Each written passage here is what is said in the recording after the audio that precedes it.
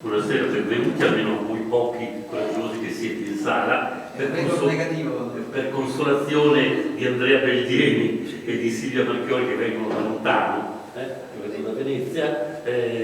Dico, non preoccupatevi perché poi comunque le cose vanno online, per cui per noi è molto importante, comunque al di là così della serataccia, perché dopo un ore e mezzo di tempo bellissimo quasi primaverile, oggi è il primo giorno, e tutto questo può influire sulla voglia o meno dei romani di muoversi da casa. Insomma, è sempre tutto incontrollabile e, come si dice, poco codificabile.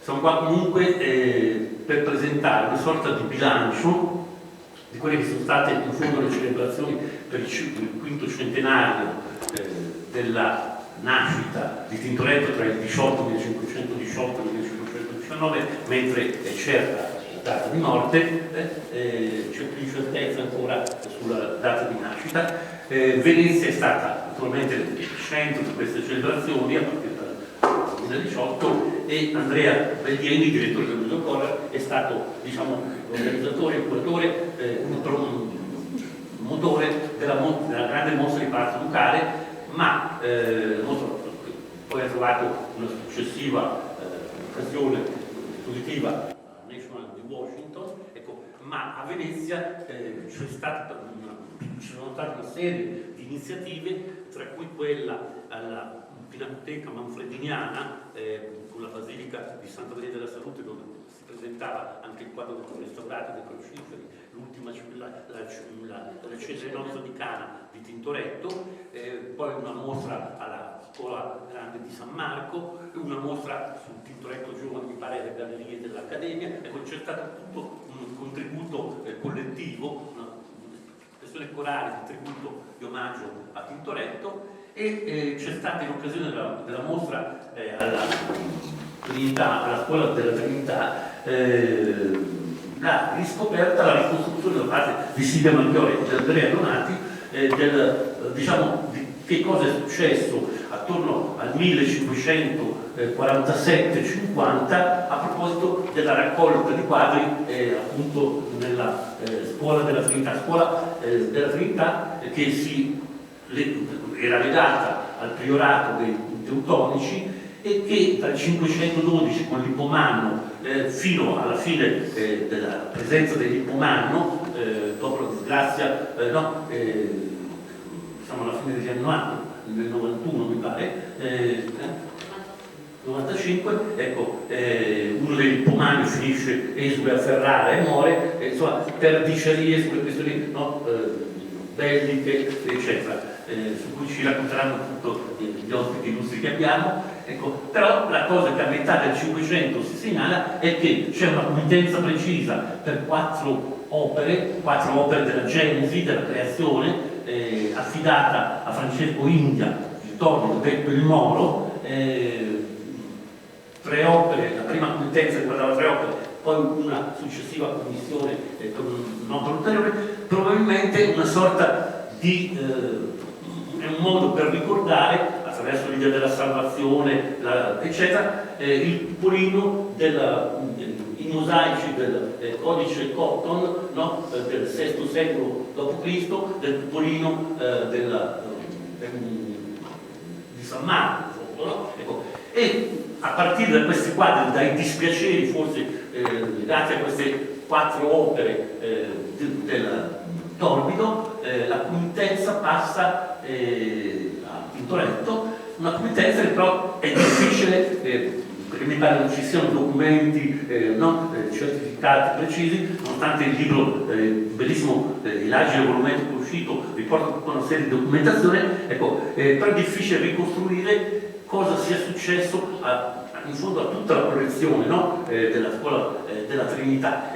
Andrea Donati lo fa in maniera egregia, con la solita sua attenzione spasmodica al controllo, quella che io chiamo l'acribia filologica spasmodica di Andrea, che è riuscito a ricostruire per filo e per segno tutti i rapporti non solo con i personaggi attorno al Torbido o al Tintoretto, dal Doni ai rapporti con San Michele. Io ho scoperto da te, che mi occupo di storia dell'architettura, tantissime cose nuove grazie alle restituzioni documentarie di Andrea legate appunto ai rapporti tra Tintoretto, tra il Torbido e San Michele, e scopro un San Michele che in fondo è sempre preoccupato anche della rivalità col Sansovino, e quanto si intrecciano in fondo questi rapporti, cioè il mondo non è cambiato in nulla e per nulla, insomma, per cui adesso io non voglio raccontarvi altre storie, però mi piace segnalare che nel volume racconta, oltre questa documentazione straordinaria, compreso il restauro di cui parlavo prima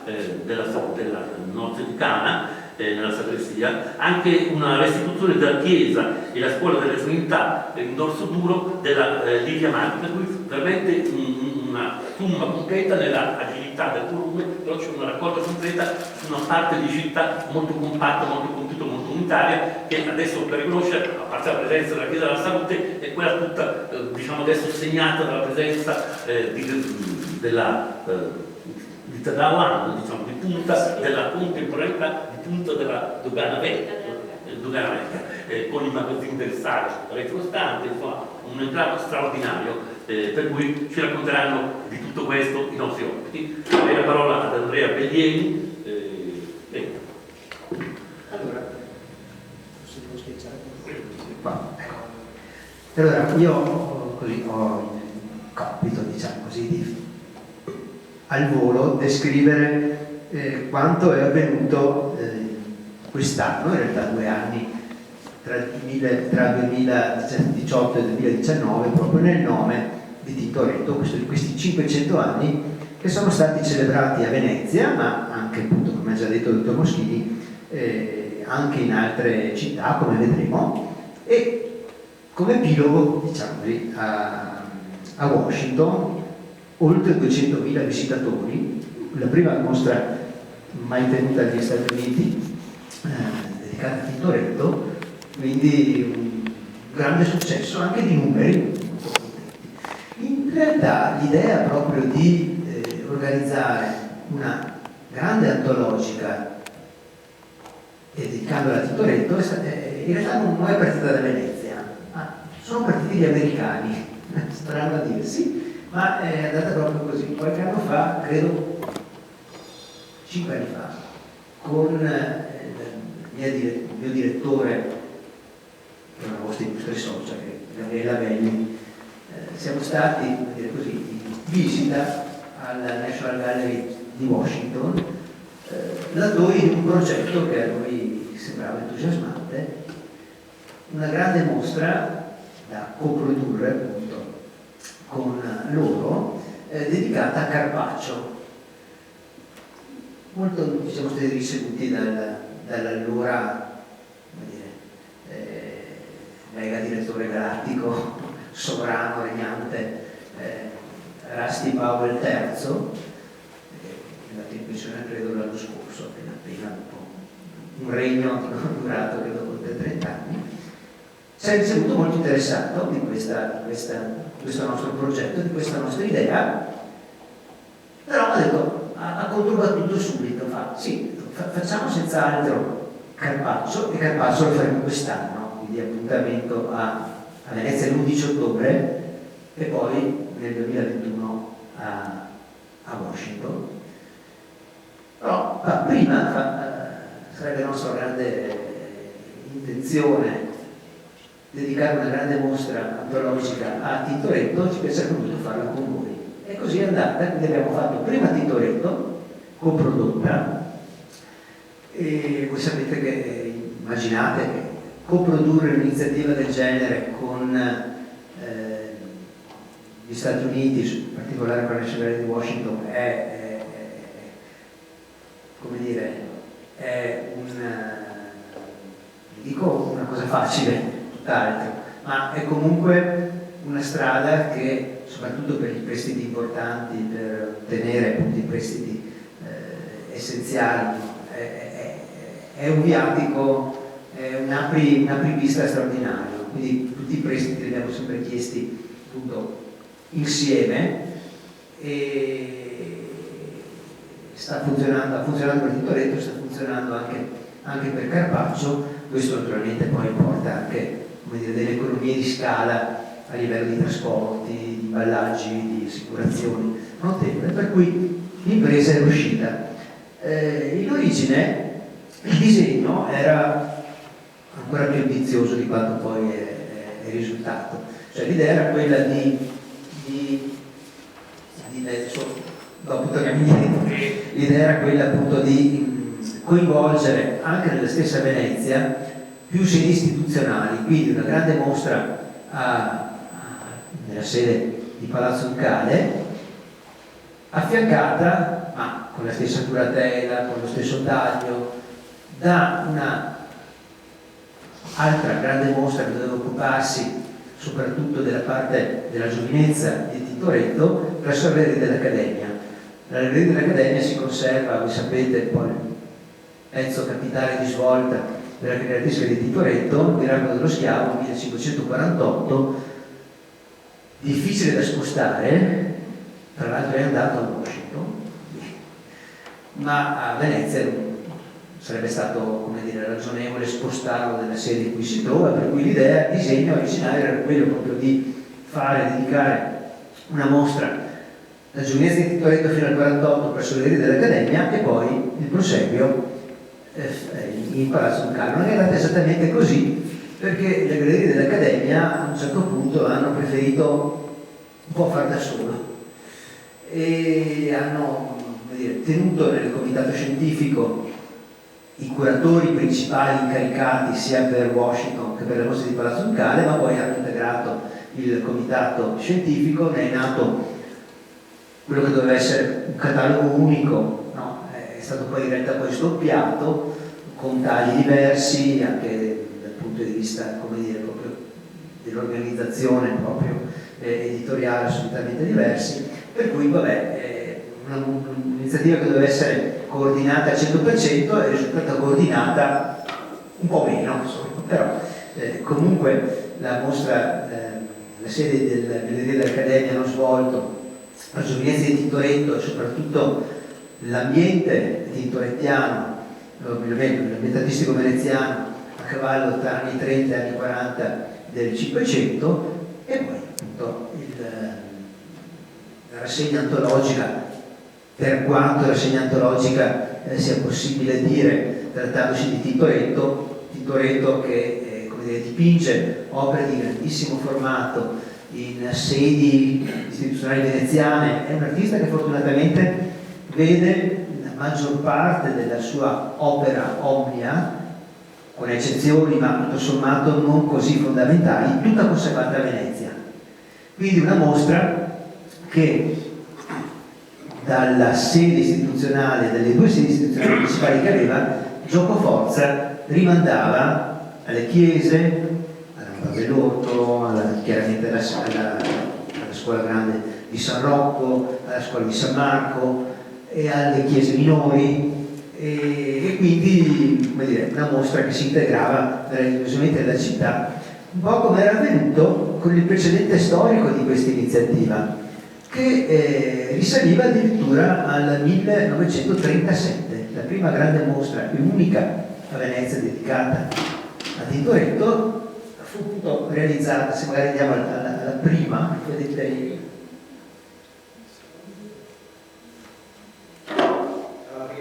la prima è proprio il catalogo della mostra del 37, una mostra, noi oggi diremmo un po' di regime, no?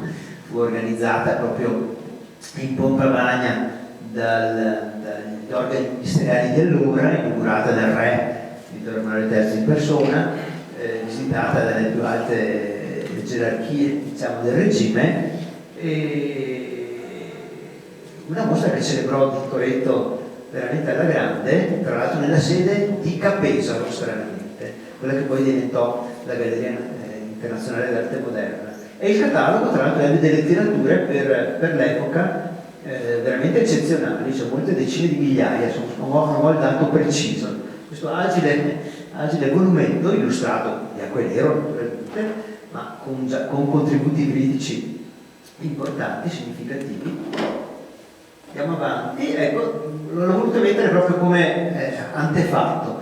Poi diciamo si arriva, Tintoretto è stato naturalmente dal punto di vista, come dire, critico, un artista che in tutti i secoli ha richiamato attenzione, ma tanto più nell'Ottocento e nel primo Novecento. In un'alternanza, diciamo, di interesse più o meno fluttuante. Negli anni 2000, diciamo, in anni vicini a noi, un caposaldo abbastanza essenziale è stata senz'altro la grande mostra che Miguel Falomir ha dedicato a Tintoretto al Prado di Madrid. Questo è il catalogo, una grande mostra antologica che è il bel corollario di un convegno che è stato veramente, come dire, un sasso gettato nello stagno, diciamo, sì, c'è anche degli studi critici dedicati a Tintoretto. Questo perché tra gli altri contributi ce n'è stato uno particolarmente scandaloso, diciamo, a cura di due giovani studiosi americani, Robert Nichols e Friedrich Ilkman, che come dire, un po' prendendo di petto, no, il confronto con quello che era un po' il monumento, no, agli studi tintoretteschi fino ad allora, per dire le monografie di Paola Rossi e di Rodolfo Pallucchini, si permisero di proporre una loro checklist, cioè una specie di lista che secondo la loro visione doveva fare chiarezza su quelle che erano le opere autografe di Tintoretto e quelle che non lo erano. Voi sapete che la questione dell'autografia per Tintoretto è un problema centrale, ma come dire, certamente non ad affrontare in maniera così apodittica, no, questo sì, questo no, questo tre quarti, questo 2/3, cioè quindi diciamo non a metro, no. E loro fecero questa cosa che appunto soprattutto negli ambienti artistici e critici italiani fece abbastanza scalpore. Per cui devo dire che Gabriella Belli, quando accolse la proposta della National Gallery di Londra di appunto ospitare a Venezia una mostra che aveva già da Washington avuto la nomina, diciamo, dei curatori, Bob Nichols e Friedrich Ilkman, no, devo dire che Gabriele ha avuto un certo coraggio, proprio perché si trattava di, come dire, di continuare sul solco di non dico di una polemica critica, ma comunque di una discussione critica che era diventata veramente anche molto accesa. Tant'è che, tra l'altro, la risposta veneziana a questo convegno di Madrid del 2007 arrivò qualche anno dopo con un convegno alla Fondazione Cini. Qui vedete gli atti, nel 2015, la giovinezza di Tintoretto, perché il nodo della questione poi diventava particolarmente rovente proprio per quanto riguarda la formazione e gli anni, diciamo, di Tintoretto fino al 48. Quindi anche con quella problematica particolarmente spinosa, tra l'altro proposta e discussa anche in maniera molto interessante da uno dei due curatori, da Bob Nichols, vale a dire l'attività accanto a Tintoretto di quel Giovanni Galizzi, no, a cui però, forse con troppo zelo, i due americani finirono per attribuire tantissime opere, anche sicuramente autografi di Tintoretto, no?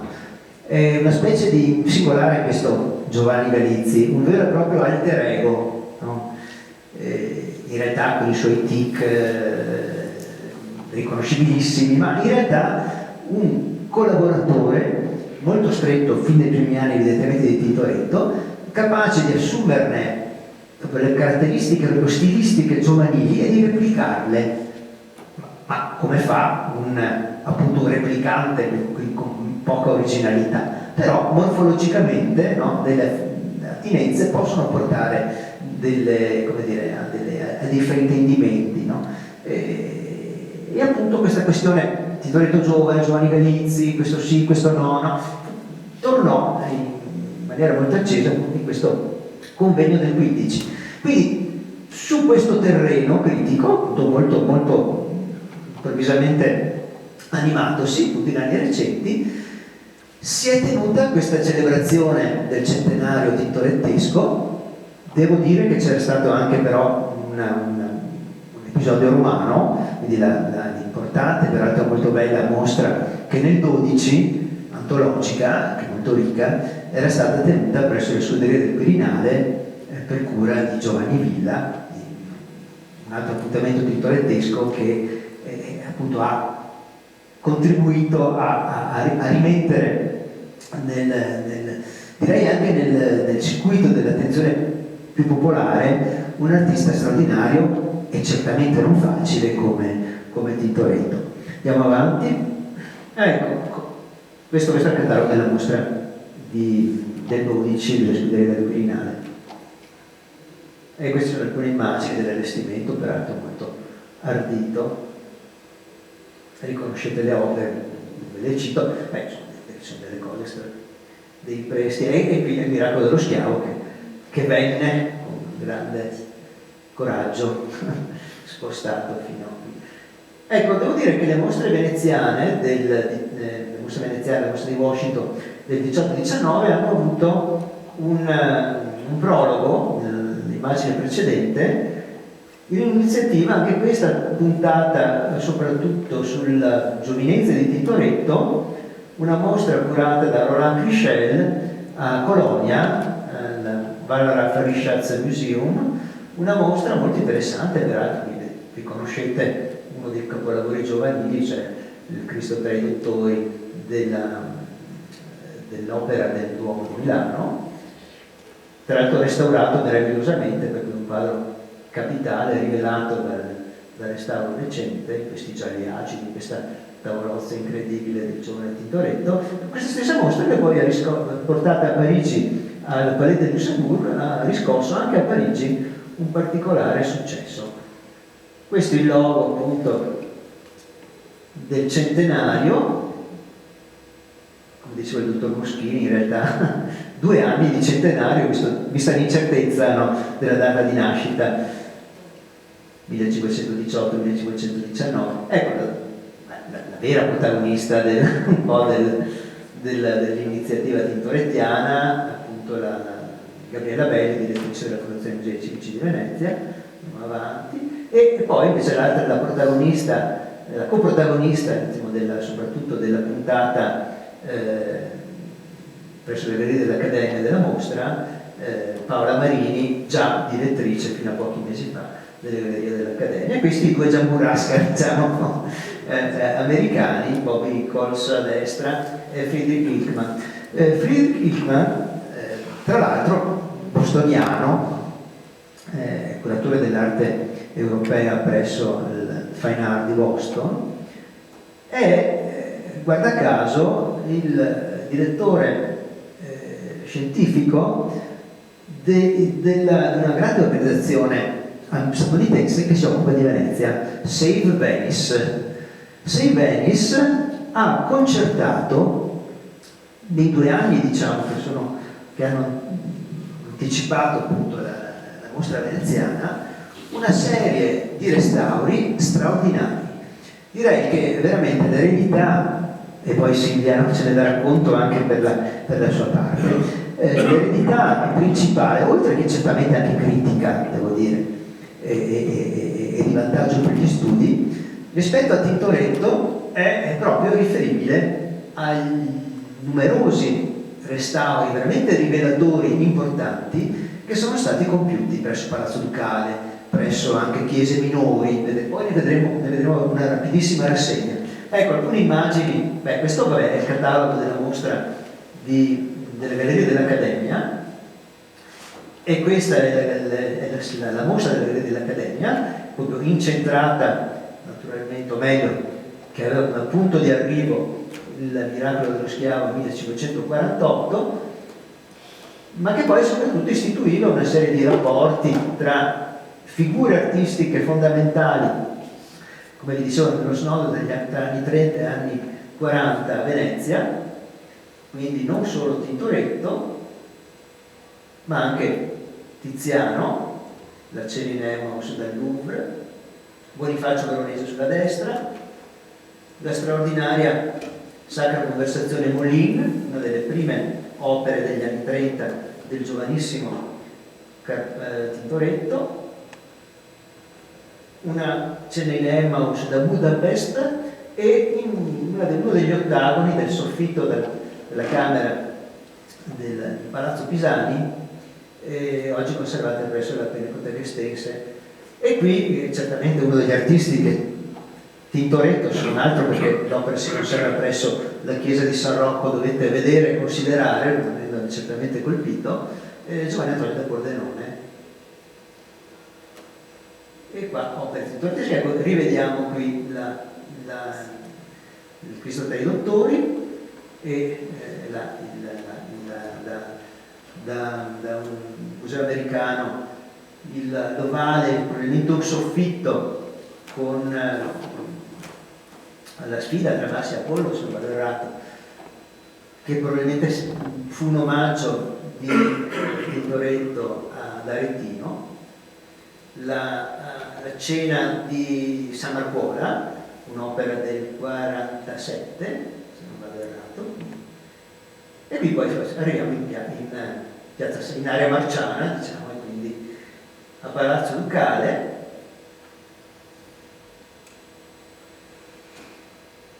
La mostra cominciava con questo straordinario ritratto giovanile prestato da Filadelfia e poi proseguiva, diciamo, con il grande momento della maturità molto prolungata di Tintoretto, come sapete, muore nel 94, nutritissimo il gruppo dei disegni, bellissimo, sì, devo dire che era uno dei punti di forza della mostra, vestimento molto sobrio, devo dire. E qui c'è una delle opere che parleremo, questa visione di San Girolamo, che è stata una delle sorprese appunto rivelata dai restauri. Qui un prestito eccezionale veramente da questi storici di Vienna, da Susanne e Vecchioni, quest'opera incredibile, smaltata. E anche questa da Chicago è stata una sorpresa, questo assassinio di Lucrezia, che se lo rivela il regista straordinario, un fermo immagine che coglie proprio il rompersi della collana di Lucrezia e il cadere delle perle fissate a mezz'aria, così come a mezz'aria vedete il cuscino in primo piano, quindi veramente un'intuizione, un tour de force di grandissima intelligenza pittorica. Quella grande pala, il grande dipinto che è stato portato in mostra è questa palona un po' singolare, dove però c'è anche sicuramente il contributo della bottega. Ecco, il di Domenico viene dalla Metropolitan di New York, che è la pala Mocenigo, e nutrita anche la galleria dei ritratti, anche con qualche discussione critica, perché qualcuno ha un po' storto il naso su questo ritratto a sinistra, meglio proponendo il nome di Domenico, la galleria dei ritratti. Ce n'erano veramente straordinari, questo forse è il più straordinario, questo è un piccolo museo madrilegno, il Museo Cerralbo, una casa museo a Madrid, questo straordinario gentiluomo che ci porge la mano, incredibile. Era molto, poi finiva con l'autoritratto del Louvre. Ecco, poi la mostra andava appunto a Washington, come vi dicevo, dove era esposto in particolare successo. Il vestimento era un po' complesso, anche compresso. La Via Lattea famosa della National Gallery di Londra, le allegorie Palazzo Ducale, eccezionalmente dalla Scuola Grande di San Rocco, questa unica tela per rappresentare appunto la Cappella Sistina Tintorettiana. E questa è un'altra mostra interessante, è stata ospitata presso la Scuola Grande di San Marco, quindi accanto a San Giovanni e Paolo, per chi conosce Venezia, ed era dedicata all'arte e alla medicina, era curata un giovane studioso, Gabriele Mattino, e anche questa era sostenuta da Sei Venice. Così come Sei Venice ha patrocinato l'edizione di questa guida completa a tutti i dipinti di Tintoretto presenti a Venezia. Andiamo avanti. E poi, vabbè, non poteva non mancare, diciamo, un po' di attenzione anche per il mito Tintoretto, soprattutto quello che matura tra gli studiosi, tra i letterati, oltre che tra gli artisti anglo-americani, il caso di Henry James, che sicuramente è la figura di maggior spicco che si occupa da un punto di vista non soltanto critico, ma anche dal punto di vista, come dire, esegetico, umano, di Tintoretto, che era Henry James, con gli scritti memorabili, che lo chiamavano Rizorzi, li raccoglie in questo volume. 2 convegni, uno dedicato in particolar modo ai restauri organizzato dalla sovrintendenza, e ce n'era ben donde, per quanto vi dicevo prima, appunto sull'interesse e la qualità dei restauri tintoretteschi di questi anni ultimi. Andiamo avanti, e poi vabbè, un po' più, come dire, su problematiche di storia dell'arte oltre che storiche, questo convegno congiuntamente organizzato dall'Istituto Veneto di Scienze, Lettere e Arti nello scorso ottobre e dalla Scuola Grande di San Rocco.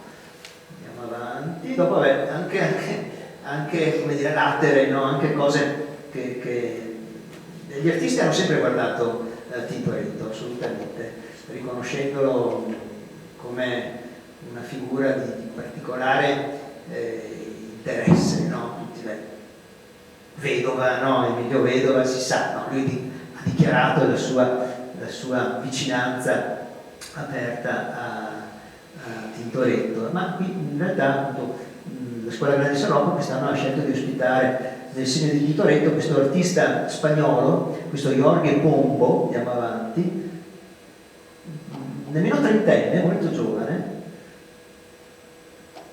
lascio a voi il giudizio, ma interessante, come anche la National Gallery, come sua consuetudine, coinvolge anche l'arte cinematografica intorno alle mostre degli artisti, e sostanzialmente due iniziative, diciamo, come dire, così, tra il didascalico e il narrativo, appunto, hanno coinvolto Tintoretto, 2 produzioni, un'americana e un'italiana. Vabbè, andiamo avanti. E poi, diciamo, della mostra che è stata tenuta presso la Pinacoteca Manfrediniana, che è un'altra delle iniziative di spicco di quest'anno, dirà certamente Andrea, ha già detto il dottor Moschini.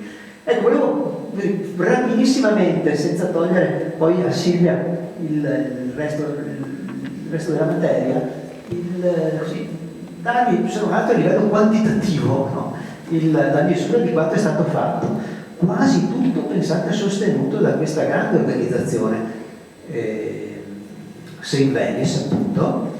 Voi tutti sapete che Venezia non sarebbe la Venezia che noi amiamo e ammiriamo se non avessimo queste grandi organizzazioni internazionali che investono veramente da decenni, cioè sono attive e operose dal 66, proprio dal giorno dopo la grande Acqua Granda, terribile, di 60 anni fa, no? E Seibene si distingue veramente, proprio anche per, come dire, quantità, sono veramente milioni di euro, di dollari, che riesce a investire nella salvaguardia. Voi tutti forse conoscete una delle imprese maggiori che negli anni recenti è stata portata a termine a Venezia da Sei Venice, è il restauro integrale degli affreschi, delle tele, di tutti gli apparati della Paolo Veronese della chiesa di San Sebastiano. Ecco, questa è una delle pale normalmente considerati minori di Tintoretto, no? Quelle cose lui faceva anche per pochi soldi, un po' fregando sul prezzo, no? I concorrenti. Per la piccola chiesa parrocchiale di San Marziale, questa pala, se volete anche tradizionale, è del 49, questa qua. E dove dimostra, vedete, lui che mai venne a Roma, dimostra la sua fede michelangiolesca, poi naturalmente passata al vaglio della sua creatività, della sua personalità, ma è evidente in questi due apostoli. E questa è stata un'altra straordinaria sorpresa. Pensate che i curatori non l'avevano nemmeno considerata, ma dovendo, colmare dei buchi, no, prestiti che non venivano, un giorno mi sono un po' buttato e se andassimo a vedere la pala dell'Ateneo, la pala della scuola di Sant'Antin, conservata oggi presso la sede dell'Ateneo Veneto di Scienze Lettere e Arti. Ma sono molto convinti, perché era sempre stata ritenuta un'opera di collaborazione, eccetera. La facciamo restaurare, sempre naturalmente 6 Venice, e il risultato, andiamo avanti, è stato veramente clamoroso. Questa è un'opera veramente tarda di Tintoretto, è un'opera dell'82, 82-84, un'opera che apre verso 600 in maniera straordinaria. Un'opera che è stata anche molto divulgata in tutta Italia, soprattutto attraverso questa stampa di Ludovico Carracci, fatta anche questa praticamente in contemporanea, pochissimo tempo dopo, e subito divulgata. Ecco, se c'è un'opera che in questo, fantomatico, mai dimostrato e tanto necessario viaggio di studio di Caravaggio, no, a Venezia, in età giovanile, se c'è un'opera che Caravaggio può aver visto e meditato, direi che certamente è questa straordinaria visione di San Girolamo. È un'invenzione iconografica che dal punto di vista della storia sacra e della geografia non esiste, no? Ma è stata inventata dall'artista proprio per poter mettere sull'altare i due patroni della scuola, cioè la Madonna e San Girolamo. Quindi San Girolamo che ha la visione in estasi, ma quasi impaurito, avete visto, in una luce incredibile di notturno. Ecco, questo è un altro importante restauro, anche questa è un'opera molto trascurata, rivelata dal restauro, questa cromia, questa tavolozza incredibile, un'opera degli anni 50, e la crocifissione di San Severo, una specie di prova generale per la grande crocifissione che sarà poi quella della scuola di San Rocco. Andiamo avanti, veloci. Che è una delle poche cose firmate. No, firma parecchio. Sì. Si considerava molto. Ecco, il Palazzo Ducale, importanti restauri, questo del soffitto della sala del cosiddetto atrio quadrato, dove è arrivata in cima alla scala d'oro, uscita sboccata nell'atrio quadrato, dove c'è questo ottavolo molto sofferto. Purtroppo tutte le opere di Palazzo Ducale, che sono sempre rimaste in situ, sono molto vissute, anche e soprattutto per i restauri che ebbero, restauri molto pesanti, lavacri di soda, che ebbero soprattutto nel 600, nel 700, fino agli ultimi un po' più rispettosi, a dire il vero, di Pietro Edwards negli anni 80 del 700, senza parlare poi di tutto quello che dovettero subire nell'800. E noi li abbiamo raccolti queste opere dopo le campagne di restauro che mi coinvolsero soprattutto negli anni 70-80. Io ho diretto i restauri di Palazzo Ducale, devo dire che anche in questo caso ci si è trovati nella condizione consueta non tanto di restaurare l'opera, ma di restaurare il restauro. E quindi i restauri precedenti, che devo dire, questi degli anni 70-80 erano stati molto, come dire, sì, invasivi, ma erano restauri che, condotti con un criterio, se volete anche critico, oltre che tecnico, molto radicale, un po' talebano, dico io, no? Avevano comportato semplicemente l'eliminazione di tutto quello che sembrava, no, estraneo, no? Questa idea di ritornare per quanto più possibile all'originale, o meglio, quanto era rimasto dell'originale, senza considerare le conseguenze, cioè il testo è talmente impoverito, talmente come dire, compromesso, che in molti casi squilibri,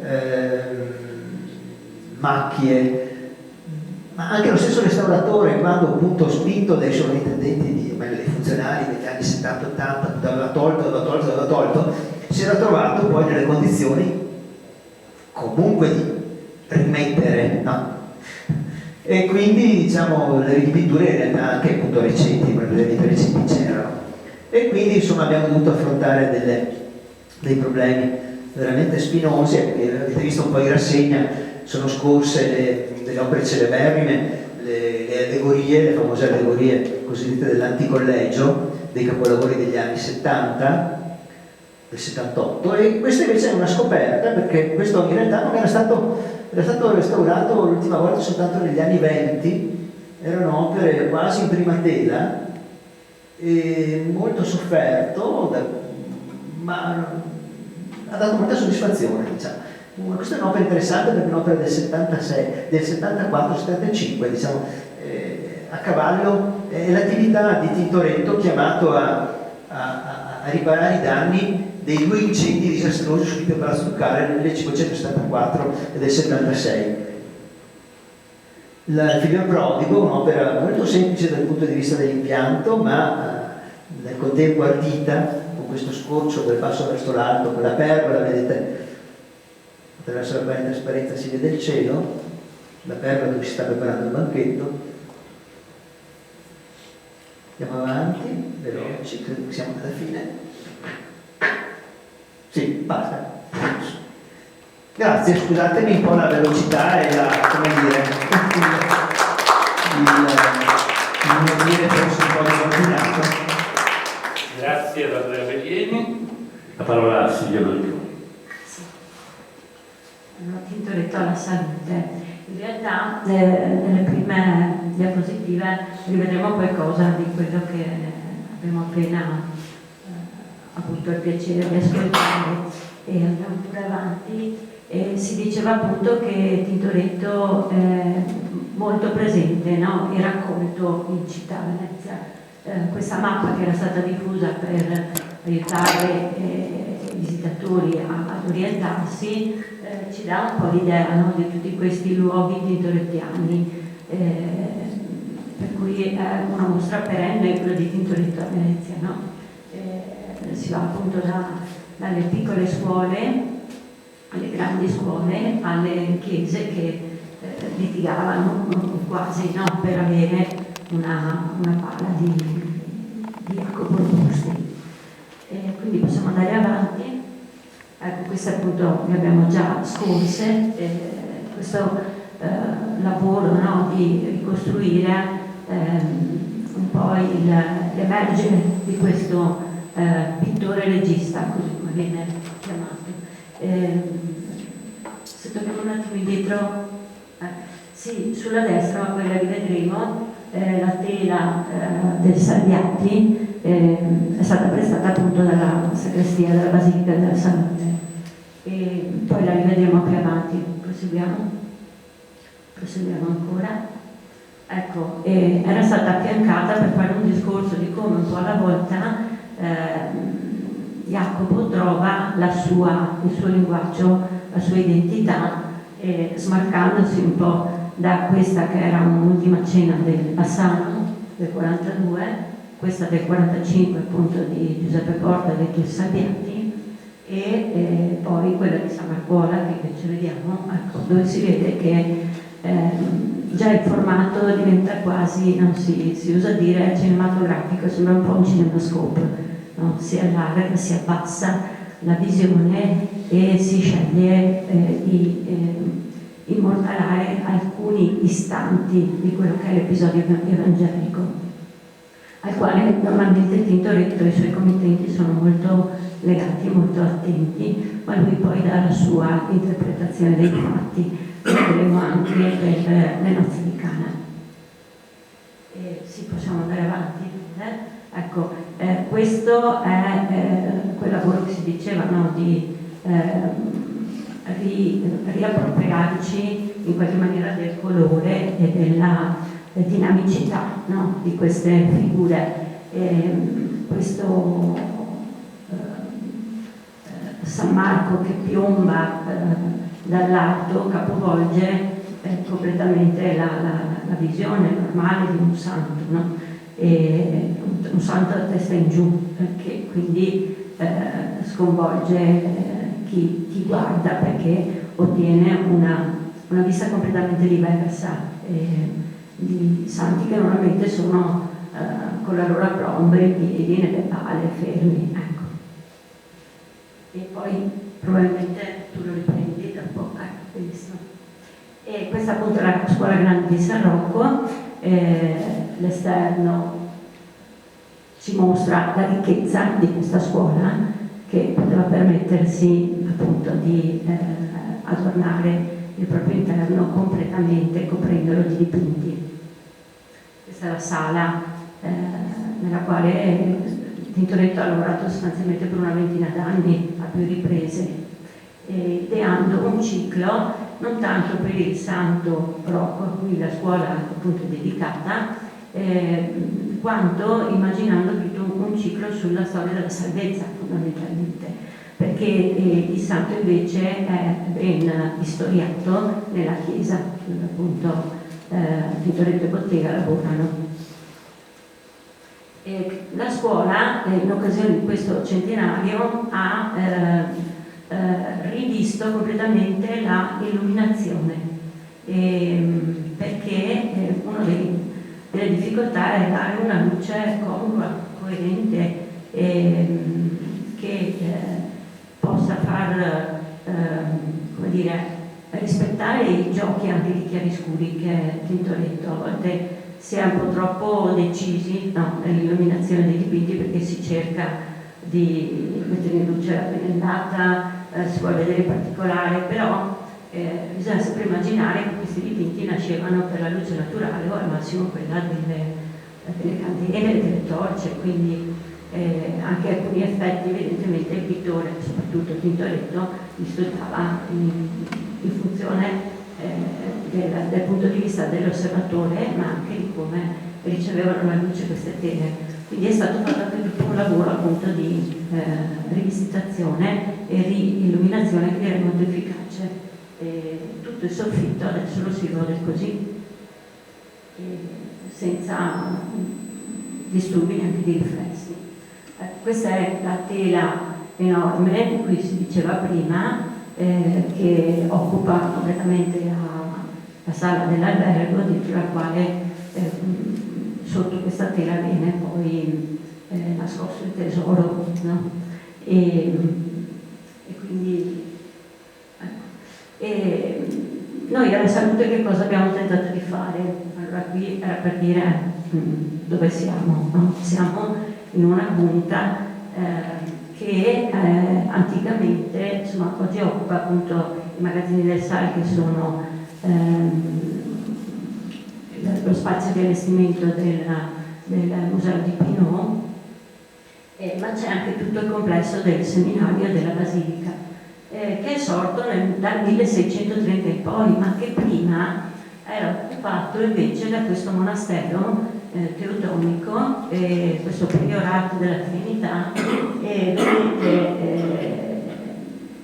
vedete, si nota un po' la chiesa in lunghezza con l'abside medievale, no, gotica, e davanti mi pare che c'è una strada successiva, ecco, che ingrandisce, e questo è quello che ci restituisce la famosa pianta del Jacopo de Barbari dell'anno 1500, e quindi con questa prospettiva a volo d'uccello tutta la città viene rappresentata anche in questi dettagli in particolari, e qui si vede proprio bene il corpo di questa scuoletta che era stata costruita a partire dal 1480, quando appunto viene concesso a questa piccola confraternita di edificare una sede per le proprie devozioni e funzioni, insomma, e per il lavoro di attività caritative. educativa che la Scuola della Trinità faceva per i suoi affiliati, e viene concesso questo piccolo spazio con anche un porticato d'ingresso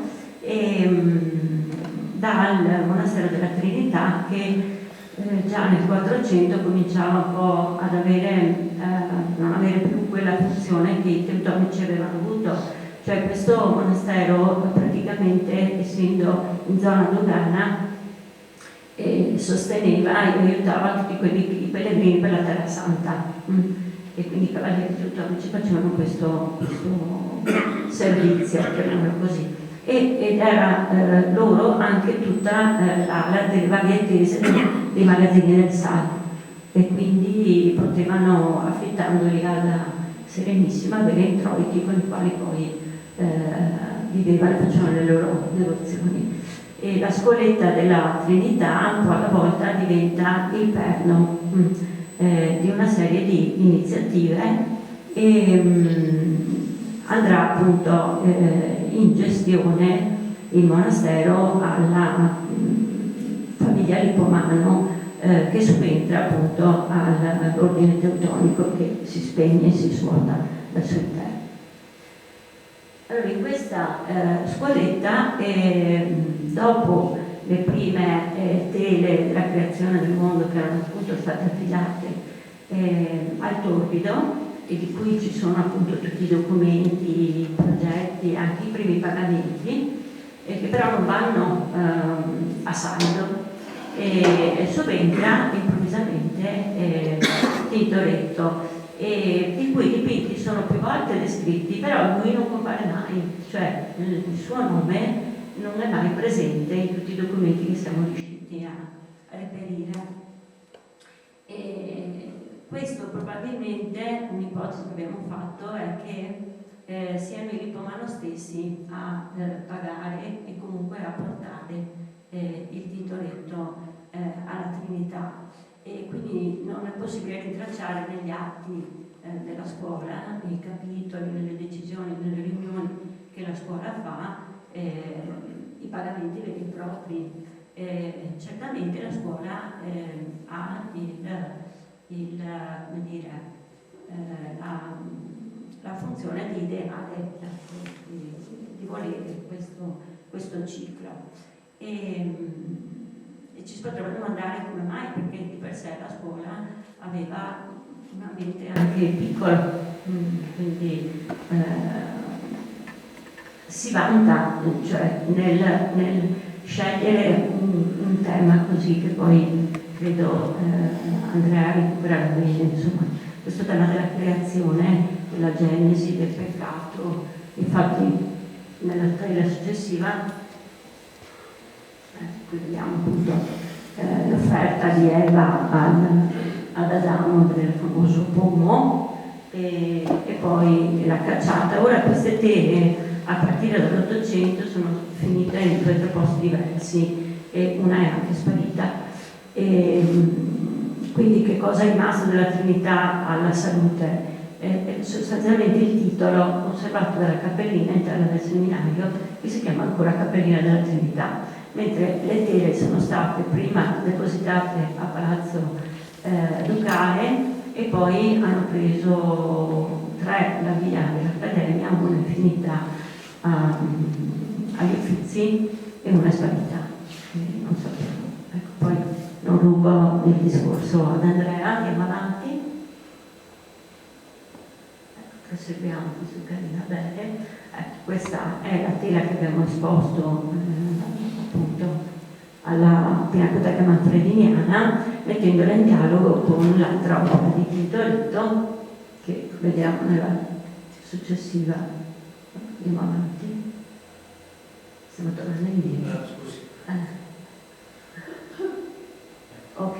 Mettendola in dialogo invece con l'altra opera di Tintoretto, che è presente in sacrestia della Basilica della Salute a partire dal 1658, a seguito della soppressione dei crociferi, dove la tela appunto era stata immaginata, ideata e dipinta da Tintoretto, che si firma e si autoritrae nel primo personaggio a sinistra, quello vestito d'arancio, che riceve per primo il vino appena trasformato dal miracolo, no? L'acqua si trasforma in vino, il primo a ricevere questa coppa di vino prezioso è proprio lui. E nel volgersi chiacchiera con un altro personaggio che è stato identificato come il ritratto di Paolo Veronese. Tra i due c'è sempre una gara, no? Su chi è più bravo a mettere in scena grandi scene, grandi spazi. Pensate che qui ci sono più di 50 personaggi e poi sapremo che Paolo Veronese nella scena in casa di Levi quasi raddoppia, no? Quindi c'è questa gara, sembra quasi che Tintoretto qui si volti e dica a Veronese: intanto il vino del miracolo me lo bevo io per primo, no? Ecco. Questa è la tela prima del restauro.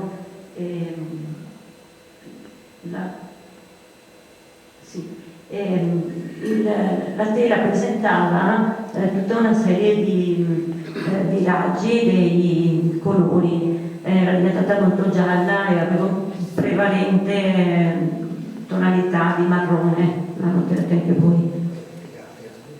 Sì. Sì, sono quasi 8-9.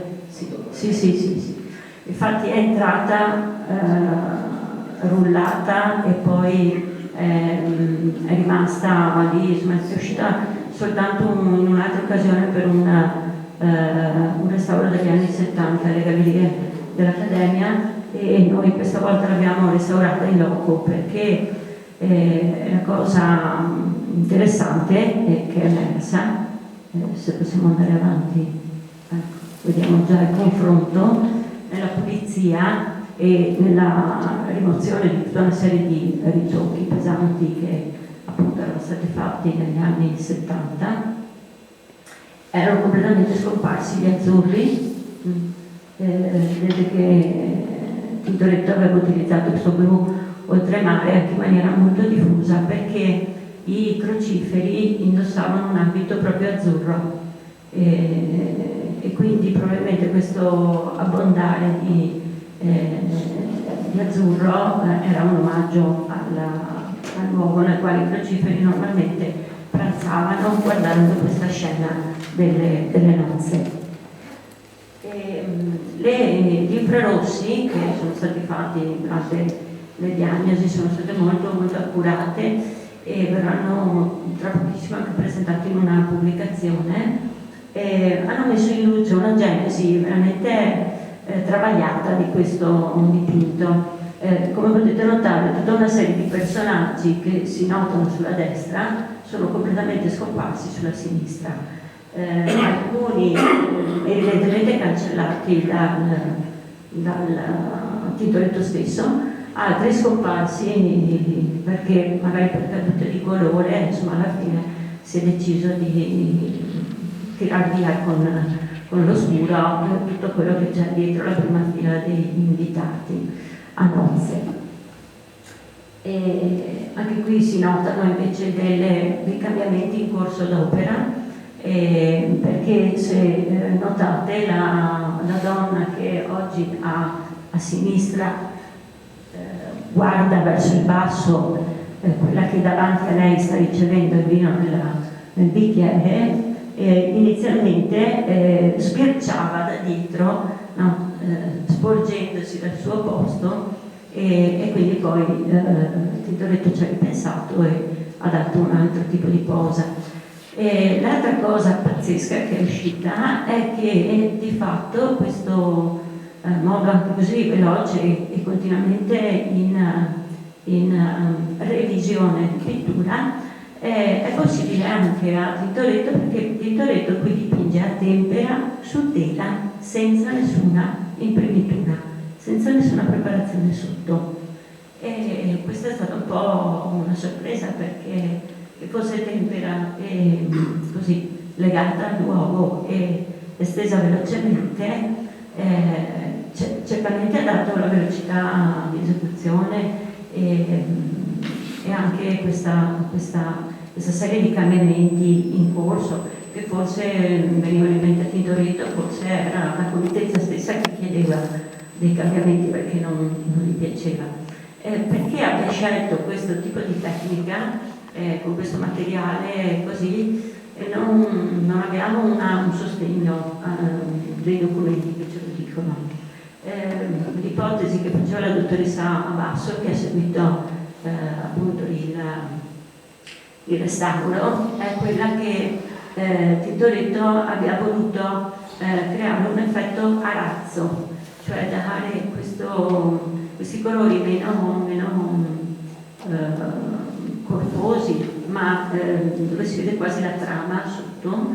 Infatti noterete qui che è talmente povero, cioè talmente sottile il colore dato, che si notano non tanto quelle righe che vedete, non solo le quadrettature, perché lui quadrettatura non ne è fatta, ci sono soltanto delle linee prospettiche per fare il gioco della tavola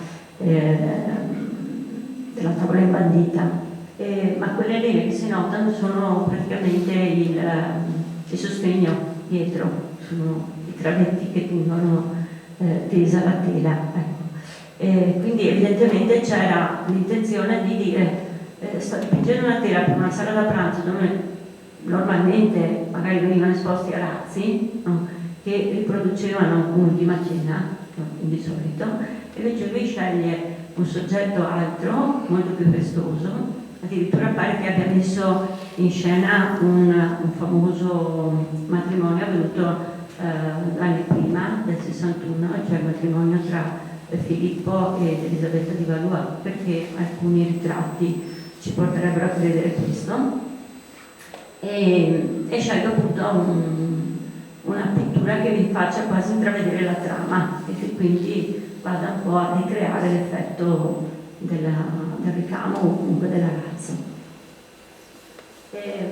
Il Cristo è in fondo a questa lunga tavola, e qui vi ho messo il particolare perché vicino a Cristo alla sua destra c'è appunto la Vergine, tra i due c'è quell'uomo operato che è il priore dei crociferi, che evidentemente si fa ritrarre. I ritratti, dicevo, qui sono molti, abbondati, alcuni anche rivisti e montati.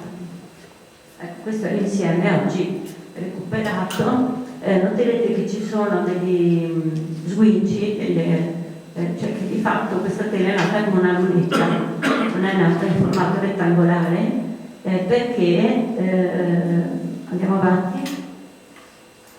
Questa è una cosa che vedremo dopo. Andiamo avanti. Ecco, questa incisione del Fialetti ci mostra come la tela probabilmente era in origine, cioè era dotata di una grande cornice con sugli angoli superiore sinistro e destro gli stemmi dei crociferi. Evidentemente la cornice è stata rimossa per appunto spostare il dipinto, farlo posizionarlo anche nella sacrestia, e a un certo punto la cornice è stata completamente tolta e la tela è stata non tagliata, ma sono stati cuciti degli angoli per poterla portare al formato rettangolare. E se ci torniamo indietro prima, ecco, questa è, noterete che non è esattamente la stessa cosa, ma è il testimone di quanto subito queste nozze di Cana abbiano avuto fama e siano state copiate e riprese. Questo è il Damaschinos, che appunto mi pare sia corretto, è una tavola che riprende la composizione, ecco, cambia una serie di cose.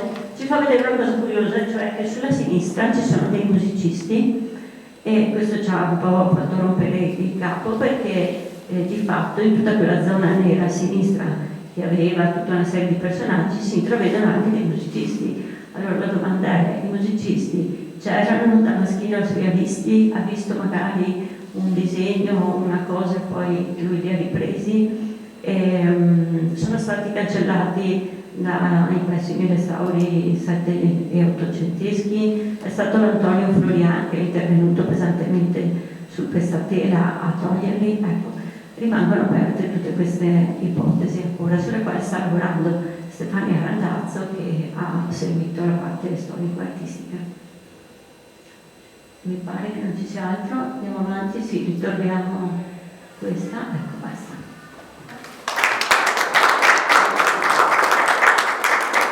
Grazie, signor Mantori.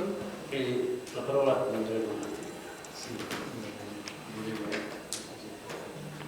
Ecco, sì, io volevo fare soprattutto una riflessione dopo le immagini che abbiamo visto e le parole che abbiamo sentito da parte dei 2 colleghi venuti da Venezia. La prima riflessione che volevo fare è questa. Ci tenevo a questo incontro di oggi per mostrare come Venezia abbia lavorato bene su un grande artista della sua tradizione e che cosa sia stata capace di esprimere intorno al nome di Tintoretto. Noi quest'anno qui a Roma stiamo affrontando le celebrazioni di Raffaello, però nonostante gli impegni singoli vedremo se Roma riuscirà a esprimere la stessa capacità di coordinamento e di profittevole competizione che c'è stata a Venezia. Questa era la prima riflessione che volevo fare. Una città di Venezia che oggi è sostanzialmente aiutata, come avete sentito, anche da fondi stranieri per sopravvivere. Roma è capitale, dovrebbe ricevere forse più aiuto da parte dello Stato anche per le iniziative, però anche questa città, come sapete, in realtà porta avanti molte iniziative culturali proprio da parte di istituzioni straniere. Ma per tornare a Tintoretto e alla Trinità, e vorrei partire con la prima immagine, anzi no, di tornare avanti ancora con la...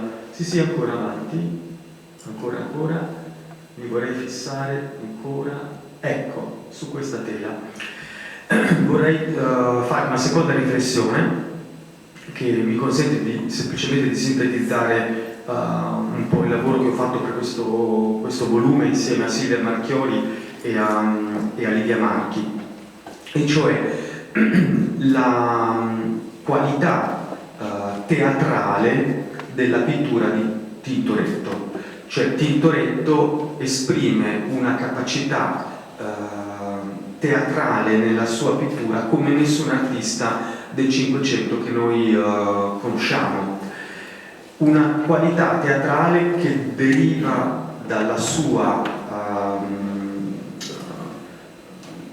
pratica del mondo teatrale, dalla sua passione per il teatro e dalla condivisione con altri uomini dell'epoca che si sono dedicati a pieno tempo, diciamo, al teatro, di un'attività che per noi non è facile documentare, ma che c'è stata, lo sappiamo dalle fonti, e che sicuramente ha dato una svolta al carattere della sua pittura.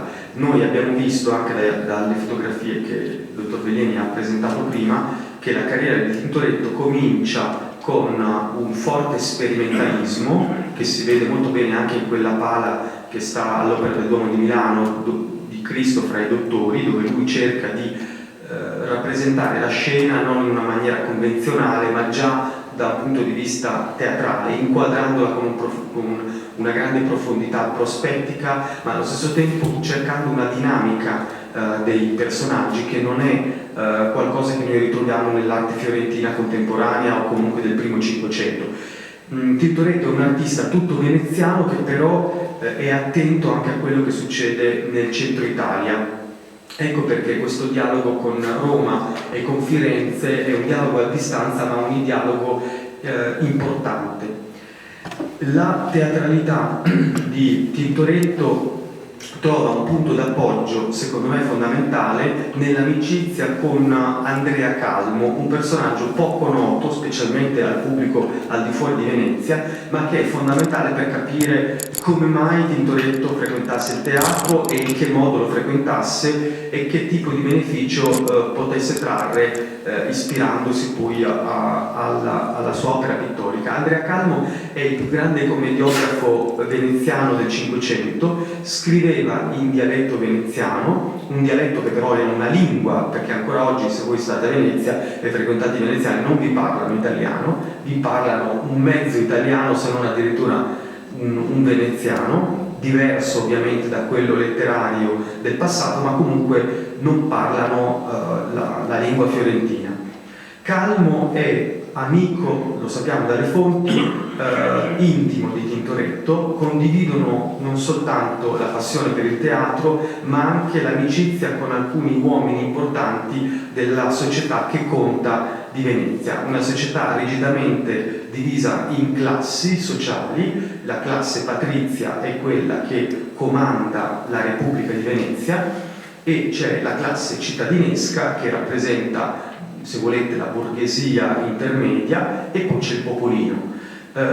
E oltre a queste tre componenti c'è la componente degli stranieri, dei foresti, come si dice, che sono il quarto stato veneziano, molto importante per capire la vita cittadina e per capire anche l'importanza che questa quarta fascia sociale rappresentava per gli artisti, perché molti di questi stranieri sono ricchi mercanti che hanno rappresentanze commerciali come i tedeschi, i genovesi, i lucchesi, i fiorentini, i napoletani e via dicendo. Ognuno di loro ha una base a Venezia singola o corporativa e rappresenta un potenziale cliente per gli artisti. Tintoretto ha intrecciato rapporti con diversi foresti, diciamo italiani ma anche stranieri, e quindi grazie a questi rapporti internazionali è sicuramente un pittore che ha avuto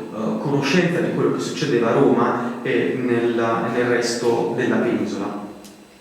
La scuola della Trinità, che noi abbiamo cercato di ricostruire in un'operazione molto sperimentale, perché questa chiesa, come avete sentito, è scomparsa, al suo posto è sorta la Salute negli anni 30, a partire dagli anni 30 del 600, questa scuola è scomparsa dal punto di vista materiale. Noi abbiamo cercato di dargli una fisionomia architettonica attraverso quello che si poteva ricostruire dalle fonti scritte e dalle fonti iconografiche, e dall'altro abbiamo cercato di ricostruire il catalogo delle opere della Trinità andate e perdute.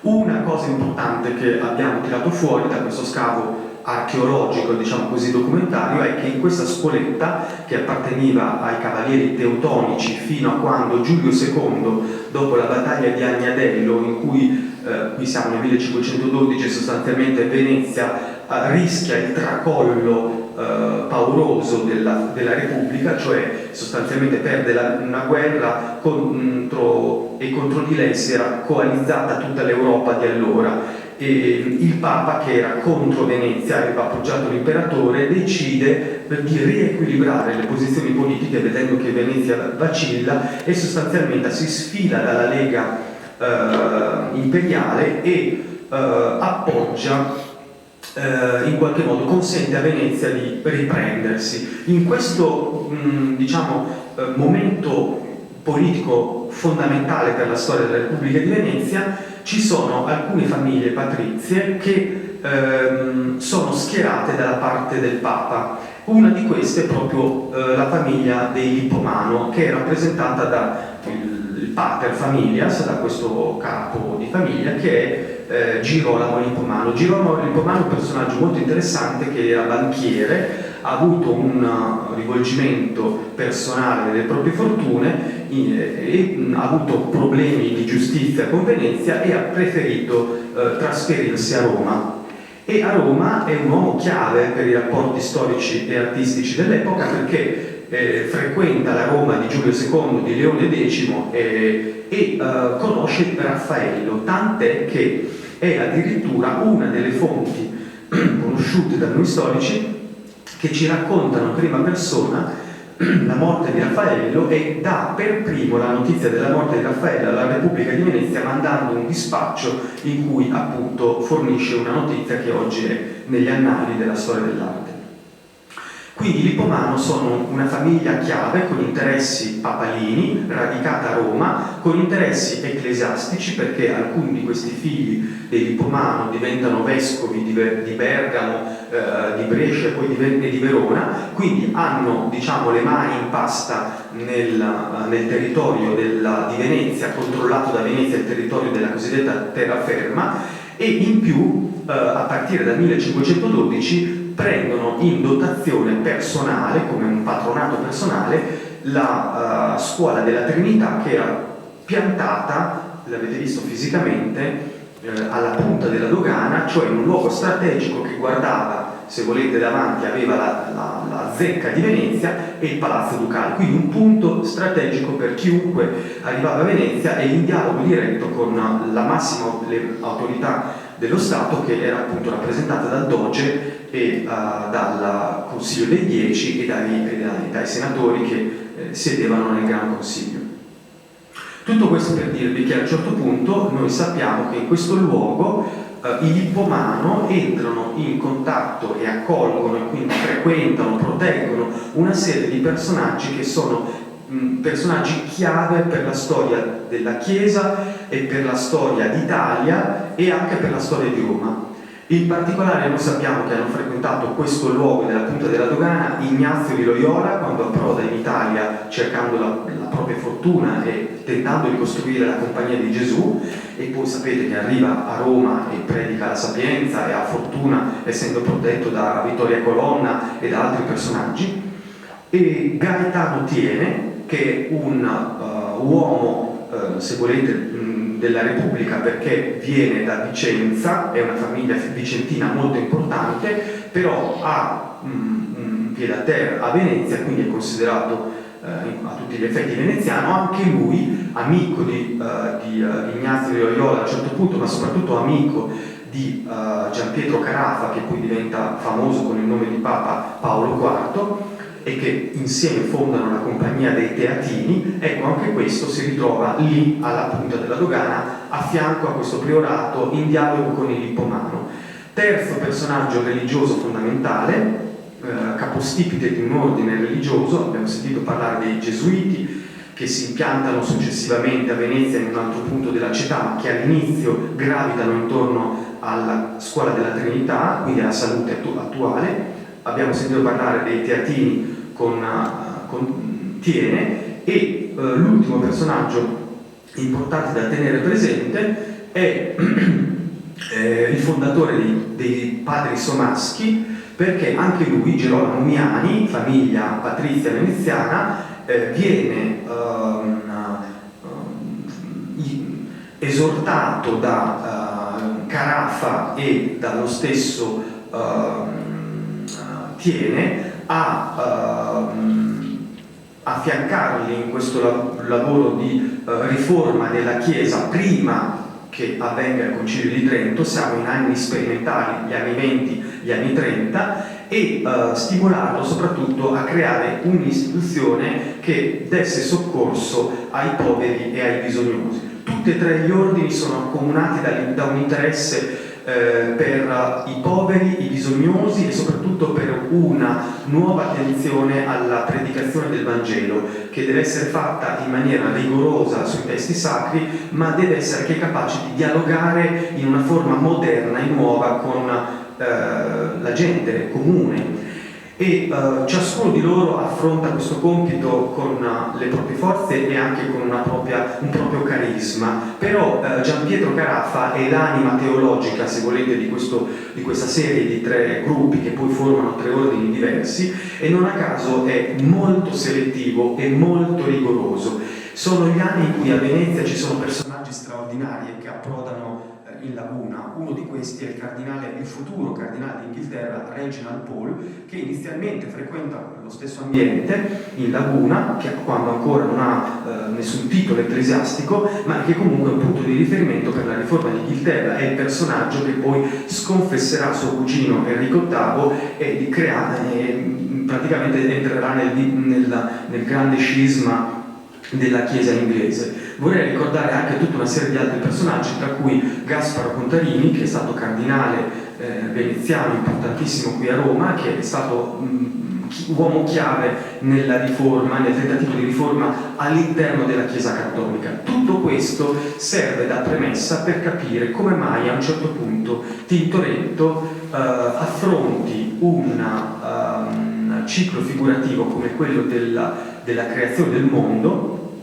che di fatto a Venezia non aveva antecedenti importanti, se non, e possiamo andare una delle immagini precedenti, eccolo, se non in questo mosaico che è stato citato anche prima, che si trova nell'atrio della Basilica di San Marco, che vi ricordo non è la cattedrale di Venezia, ma è una cappella palatina, dunque era la chiesa del Doge, quindi la chiesa di Stato di Venezia, quindi con una fortissima valenza simbolica. Questo cupolino della Genesi, che è un mosaico straordinario tardo medievale, era lì sotto gli occhi di tutti a raccontare la storia della creazione del mondo con una puntigliosa raffigurazione di ogni episodio narrato dal libro della Genesi, e quindi diciamo che i veneziani avevano questa fonte figurativa di riferimento. Tintoretto non prende spunto da questo ciclo musivo per ripeterlo in una forma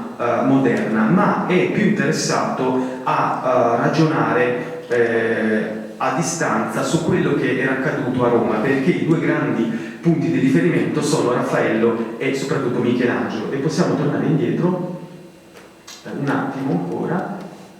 Ecco, queste sono, prima ancora scusate, ecco, cronologicamente ovviamente dobbiamo tener conto della volta Sistina, perché è il momento in cui Michelangelo rimette in valore in maniera così straordinaria il ciclo della creazione del mondo, tra l'altro con una serie di incredibili innovazioni narrative e iconografiche. Poi Raffaello immediatamente risponde, e possiamo andare avanti un attimo, fermandoci su questo fotogramma, con la decorazione delle logge raffaellesche, che non sapete non sono eseguite materialmente da lui, ma sono comunque sorvegliate da lui e in qualche modo disegnate ed eseguite dai suoi più stretti collaboratori, in particolare in questo caso forse Giulio Romano. E proprio la scena della creazione del mondo, con questo Dio Padre vestito di rosa, come anche nel caso di Michelangelo, è il motivo iconografico che si era diffuso in tutta Italia. Anche se gli artisti non erano venuti a Roma, sicuramente ne avevano saputo il risultato attraverso disegni e altri mezzi che erano stati diffusi per ogni dove. Quindi Tintoretto, all'altezza del 1550, quanto ormai è un artista consapevole delle proprie capacità e affermato a Venezia, ormai con in pugno una fama certa che è diffusa dalle lettere dell'Aretino, dagli scritti di Doni e di altri poligrafi del tempo, quindi con una fama consolidata, nel 1550 subentra come artista richiesto dai confratelli della Scuola della Trinità per ridipingere le tele che probabilmente erano state sciupate nel giro di 2 anni da un'infiltrazione d'acqua, tele dipinte dal torbido di cui noi non abbiamo se non delle notizie documentarie, per, ripeto, ridipingere questo ciclo, e fa 5 tele, di cui ne sopravvivono solo 4, che sono particolarmente interessanti perché ripropongono i soggetti tratti a cui diciamo si erano ispirati Michelangelo e Raffaello qui a Roma, ma per riproporlo in una maniera completamente diversa che è la sua per il pubblico veneziano. Qui possiamo tornare ancora sul fotogramma, no, andiamo avanti. Ecco, questo è sempre Raffaello in un disegno discusso della cacciata dal paradiso. Andiamo avanti, ecco, qui torniamo avanti ancora, avanti ancora, avanti, ecco. E questo è il primo telero che lui cronologicamente dipinge, è anche uno dei maggiori anzi forse il maggiore di quelli che ha realizzato, perché il quinto non lo conosciamo, in dimensioni abbiamo solo un'idea, ma questo doveva essere il più grande. La cosa interessante da notare è che Tintoretto subito dà nel primo telero l'idea di che cosa vuole realizzare e che cosa vuole dimostrare lui, cioè vuole dimostrare una pittura dinamica, cioè la creazione, l'artefice della creazione che è Dio, può essere preso come termine di paragone anche per un artista. L'artista è il creatore dell'immagine, e quindi qui l'idea del movimento che Dio imprime alla natura e quindi alle cose create è la stessa idea del movimento che Tintoretto vuole dare all'interno della composizione. Questo Dio Padre non è sospeso in aria, ma si muove, e l'andamento del suo moto è dato da una parte ovviamente dal movimento delle vesti, ma dall'altra anche dal gesto e dallo sguardo fisso verso una meta che è dritta davanti a lui e che non è davanti a noi. Tutto questo poi imprime un ulteriore moto alle creature che si muovono nella direzione che Dio Padre dà. Il suo gesto carismatico non è quello di Raffaello, ma è quello di Michelangelo. Quando Michelangelo aveva dato con un moto così impulsivo l'idea del movimento di Dio Padre, quindi delle creature, aveva dato un'idea che Tintoretto coglie e elabora ulteriormente. L'idea di tutti questi animali, certamente, come è stato detto, è anche un'idea che sta negli scritti di Pietro Aretino, che vi ricordo ha volgarizzato il Genesi e alcuni libri della Bibbia. Però l'Aretino è solo una delle possibili fonti di ispirazione del Tintoretto. Non dobbiamo dimenticare ancora una volta Andrea Calmo. Se si va avanti, no, scusami, indietro ancora, vorrei riportare i fotogrammi, tutti quei pesci che vediamo ancora sul quadro di Tintoretto, ecco. I pesci che vediamo nel mare non sono quelli descritti dall'Aretino, ma sono quelli che sono descritti in una egloga piscatoria, cioè in un componimento diciamo letterario e poetico di Andrea Calmo in dialetto veneziano, dove noi ritroviamo la stessa sequenza dei pesci che lui indica puntualmente. D'altra parte siamo nella laguna veneziana, questi signori all'epoca pescavano direttamente lì e si nutrivano di questo, quindi c'è un'intersecazione multipla di fonti letterarie. Da una parte le fonti bibliche traslate in italiano dall'Aretino, e dall'altra abbiamo anche le fonti del dialetto veneziano, e in mezzo c'è il tentativo di dare una risposta veneziana a mezzo secolo di distanza al grande capolavoro di Michelangelo a Roma, che era stato rilanciato naturalmente da Raffaello e diffuso ulteriormente da disegni e stampe. Tutto questo mondo tintorettiano ha una grande fortuna non in Italia in sé, ma soprattutto nell'ambiente nordico e tedesco, perché nel giro di 3 anni, nel cantiere che dura parecchi anni, perché Tintoretto alla fine esegue la bellezza di 5+8 tele per la Scuola della Trinità, e oggi noi ne abbiamo solo 4, quindi immaginate le perdite. Sicuramente le tele successive, le 8 che vi ho nominato, sono probabilmente un intervento anche della bottega. Conosciamo i titoli di questi soggetti dalle fonti, ma non abbiamo i quadri. Però sappiamo che dal 1553 fino al 1554 con Tintoretto e nella Scuola della Trinità collabora Martin de Vos, un pittore fiammingo molto importante per lo sviluppo della pittura fiamminga successiva, soprattutto per Rubens, perché questo pittore fa un viaggio in Italia con Bruegel e fa sosta a Firenze e a Roma, dove lascia una pala d'altare che tuttora là è discussa quanto all'attribuzione nella chiesa di San Francesco a Ripa, con una Vergine Immacolata e guarda caso tutto un parterre molto interessante. E quando torna indietro non torna direttamente nel suo paese natale, ma si ferma per alcuni anni a Venezia e collabora nell'Ateneo di Tintoretto. E noi sappiamo che ha lavorato alla Scuola della Trinità facendo ben 4 scene della creazione del mondo. Poi quando Martin de Vos torna in Germania lavora per diversi principi tedeschi, infatti noi abbiamo parecchie opere di Martin de Vos che ritornano sul tema di Adamo ed Eva, della creazione, del Dio Padre, eccetera, evidentemente riportando indietro motivi iconografici e anche pittorici che lui aveva sperimentato a Venezia e aveva praticamente sperimentato proprio nell'atelier di Tintoretto.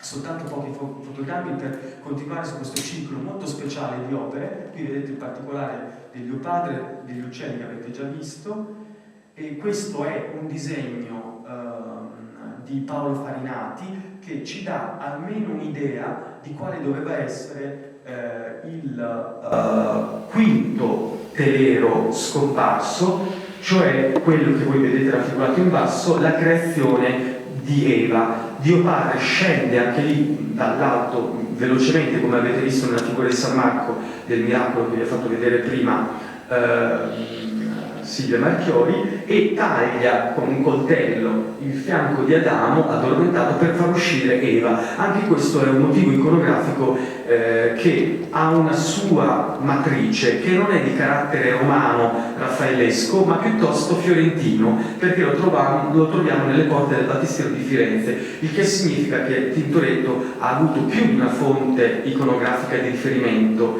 per immaginarsi e reinventare questo ciclo. Poi se andiamo avanti vediamo la tela che purtroppo è molto conciata e sta nei depositi degli Uffizi, che prima avete anche visto scorrere, dove ritroviamo il terzo telero della scena, e infine andiamo avanti, troviamo la bellissima scena della corruzione di Adamo da parte di Eva. Quindi anche qui si sceglie un motivo preciso dal punto di vista iconografico, però anche qui guardate il dialogo dei contrapposti di questo artista veneziano che vuole orgogliosamente parlare un linguaggio veneziano, quindi dal punto di vista pittorico e stilistico siamo dentro la cultura veneta, più veneta che si può, però dal punto di vista compositivo c'è una fortissima composizione in competizione con il mondo tosco-romano, che dialoga con la scultura antica, che sente l'importanza dei contrapposti. Quindi guardate la spazialità di queste figure, e tutto questo è una grande novità di Tintoretto. È difficile trovare queste cose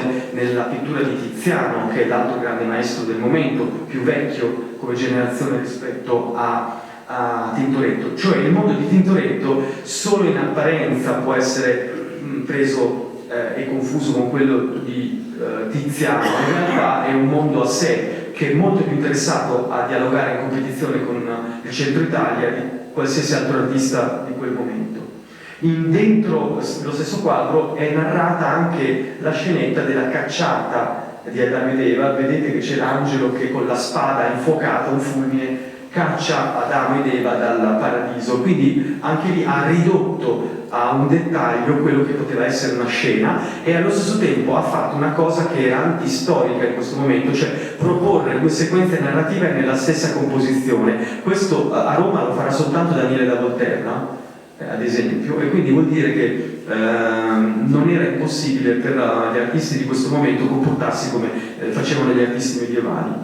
Finiamo con l'ultimo fotogramma, che ci restituisce la scena di Caino e Abele, dove Tintoretto non inventa di sana pianta questa scena, ma la riprende emulando un affresco del Pordenone che si trovava nell'occhiostro della chiesa di Santo Stefano, che oggi è scomparsa, ma che noi conosciamo attraverso le incisioni, dove però ancora qui c'è il dialogo con le statue, soprattutto con i Galati morenti che si trovavano nella collezione Grimani e che erano state molto famose. E in tutto questo mondo, quello che vi ha illustrato anche Andrea Bellieni, è un mondo pre-cinematografico dal punto di vista caravaggesco, e quindi ancora di più capite che questo artista è un artista precursore dal punto di vista compositivo, narrativo e anche vorrei dire luministico, perché ogni immagine che avete visto vi ha mostrato una incredibile capacità di accendere luci artificiali all'interno dei quadri, di tagliare le luci a seconda dei formati anche dei dipinti per sottolineare le azioni dei personaggi. Guardate qui ad esempio la schiena di Abele è tutta in bianco, e il quadro è poverissimo di colori, è tutto un impasto di bruni, con poche scene, pochi tocchi di azzurro sul fondo, però qui abbiamo già una composizione barocca. Dobbiamo immaginarci ovviamente anche il dialogo con Tiziano a distanza, con Caino e Abele, che per lo stesso ciclo che oggi è conservato alla Salute e che anticamente stava sempre nella chiesa dei Crociferi, quindi un dialogo di Santo Spirito, pardon, ma immaginatevi ancora l'importanza della pittura tintorettiana o tintorettesca, che dir si voglia, per il mondo barocco che invece sarà poi. Se andiamo avanti, penso che solo per farvi vedere che poi a un certo punto il successo fu tale che Tintoretto monopolizzò il soggetto di Adamo ed Eva a Venezia, perché quasi nessun pittore tranne Tiziano tocca questo argomento in quel secolo. E invece Tintoretto ripropone la scena di Adamo ed Eva in tante altre occasioni. In alcuni dipinti sono perduti ma conosciuti dalle fonti, ha fatto anche degli affreschi, altri invece sono ancora in situ, come ad esempio questa scena che avete visto prima, che possiamo trovare un secondo, ecco, questa si trova nella scuola grande di San Rocco, c'è l'unica scena che ripropone del ciclo della Trinità è questa di Adamo ed Eva, perché è anche la più sensuale, anche quella più facile, diciamo così, per il pubblico, perché si apprezzano le belle forme della natura, come si potrebbe dire in modo poetico, quindi mette davanti ovviamente Eva in tutta la sua nudità e lascia di spalle Adamo, perché ovviamente è meno interessante per catturare l'attenzione del pubblico. Venezia è abbastanza licenziosa, anche quando poi in realtà le leggi dello Stato si sono adeguate sempre di più al moralismo cattolico, specialmente dopo la riforma del Concilio di Trento. Gli ultimi fotogrammi sono per mostrarvi dei quadri perduti, e questo è uno di questi. Questo che abbiamo ritrovato invece, che viene da una collezione romana, dove si vede ancora il ritorno di Tintoretto alla scena della cacciata dal Paradiso, dove in questo caso il quadro non è piccolo ma è gigantesco, quindi ancora qui i rapporti delle proporzioni piccolo-grande per Tintoretto sono soltanto una sfida del momento, riesce a ridurre le composizioni come avete visto prima, ma allo stesso tempo ad espanderle su grandissime superfici. Il quadro è molto rovinato, è stato restaurato per questa occasione. Anche qui il dialogo è con Michelangelo, ovviamente, ho proposto tutti i riferimenti all'interno del volume, e possiamo andare avanti ancora. Ci sono dei disegni di Tintoretto che sono stati utilizzati per questa composizione, ma anche per opere che lui ha fatto nel Palazzo Ducale, quindi vuol dire che Tintoretto utilizzava i disegni per più composizioni diverse a seconda dei casi, quindi lavorava incessantemente per riutilizzare quel materiale su vasta scala. E infine, ecco qui il rapporto con Raffaello, che vi ho posto per i gesti, per le situazioni, per le azioni, diciamo, dei personaggi. Andiamo avanti, e qui siamo alla fine. C'è un altro dettaglio di Adamo ed Eva in una pala famosa a Venezia, credo che siamo finito. Sì, volevo soltanto mostrarvi l'ultimo fotogramma, che purtroppo non c'è qui, ma forse ve lo faccio vedere giusto qui perché è riprodotto nel libro. C'è un altro importante dipinto che ho ritrovato in una fototeca, e cioè il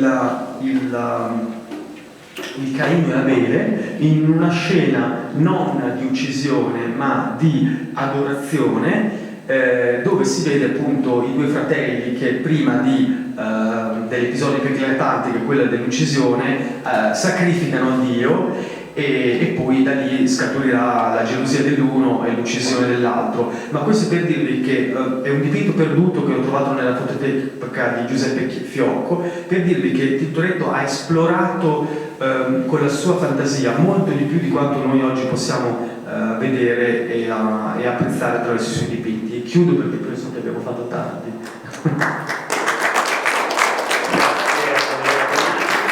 Grazie a Silvia Marchioli, grazie ad Andrea Berlieni, grazie al pubblico. Rispondo a una piccola provocazione, a una lamentazione di Andrea. esordito dicendo ma qui a Roma facciamo solo cose particolarissime, fuori si fa tutto bene, ma io non perché io mi sento romano, perché io da 40 anni a Roma, che sono del Bresciano della Guidata, della sponda bresciana, per fortuna non di quella veronese, sono Bresciano della Guidata. Ecco, ma a parte questo, mi fa venire in mente che forse dovremmo dedicare un pomeriggio anche così intimo agli allestimenti straordinari, che abbiamo visto delle immagini straordinarie, no? Ecco, pensate a partire dal dopoguerra, dalla mostra su Caravaggio a Milano, eccetera, cosa sono state le mostre, penso a Paccanini a Mantova con la riscoperta delle sinopie di Pisanello, ma poi negli anni 70 con Panazza le mitiche mostre a Brescia nel Duomo Vecchio dedicate a Savoldo, Romanino, Savoldo e Moretto. Ecco. Poi più tardi la mostra del Seicento romano, questi allestimenti che sono stati, al di là degli allestimenti baracconi adesso, qui siamo abituati ormai in questa orgia di mostre, è uscito recentemente un libro bellissimo, commovente, della Anna Cantamina, che si intitola Una panchina di New York, che dà conto, diciamo, in maniera un po' cool di mostre straordinarie viste quasi tutte all'estero e su cui lei ha scritto all'impronta, diciamo, in una stanza d'albergo, perché erano articoli soprattutto per giornali, ecco. Ma penso a quanto sarebbe bello restituire di ognuno di noi, ma anche in maniera corale, il senso epocale di alcune mostre che hanno segnato il senso della modernità, guardando la storia. Penso alla mostra sul neoclassicismo ai primi degli anni 70 a Londra, penso alla mostra dedicata alle corde Fontainebleau a Parigi al Grand Palais, che erano i primi viaggi che io facevo in autostop per andare a vedere queste cose straordinarie. Ecco, io credo che bisognerebbe fare un libro o fare molti incontri sul ripercorso di queste mostre che sono state, al di là della quantità immane di mostre che sono state, ma proprio che nell'allestimento hanno dato il senso di una riscoperta, di una novità, come tutte le novità che ha trovato il mitico Andrea Donati stasera sulla modernità, sul rapporto cinematografico, teatrale, eccetera, ha fatto scoprire con calmo, con questo personaggio incredibile, ecco, una contemporaneità di tutta la storia che abbiamo vissuto e che andrebbe riscoperta, diciamo, o attraverso molti incontri o attraverso appunto una pubblicazione importante che restituisca il senso di questo nostro formarsi continuamente cresce attraverso le esperienze condivise. E altro elemento molto importante che è venuto fuori, tu hai mostrato una bellissima, inavvicinabile bella, no? La direttrice che veniva dal Marte di Rovereto è passata da Fortunato De Pero, diciamo, agli amori del Marte, no? Ai musei civici veneziani. Ecco, ma pensate allo stretto rapporto tra i sovrintendenti, al mio mitico Vittorio Moschini nel suo rapporto con Carlo Scarpa nella riconfigurazione post-belga, ma anche prima della guerra, delle gallerie della Carena, alla povera Marcenaro a Venezia con Franco Albini, il Museo di Sorrento, Palazzo Teatro, Palazzo Rosso. Cioè questa intrisione, questa coincidenza di sentimento tra i funzionari, tra gli storici dell'arte, gli architetti, ecco, tutto questo va riscoperto. Credo che Donati nella sua follia ci darà una mano per riscoprire questo valore. Grazie.